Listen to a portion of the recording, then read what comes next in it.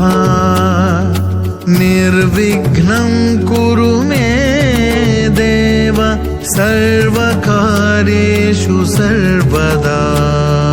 वक्रतुण्ड महाकाय सूर्यकोटिसमप्रभा निर्विघ्नं कुरु मे देव सर्वकार्येषु सर्वदा।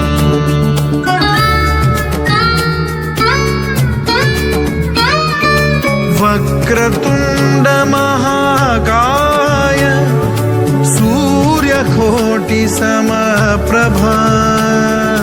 निर्विघ्नं कुरु मे देव सर्वकार्येषु सर्वदा।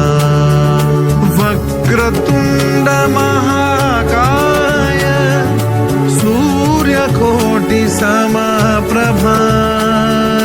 निर्विघ्नं कुरु मे देव सर्वकार्येषु सर्वदा।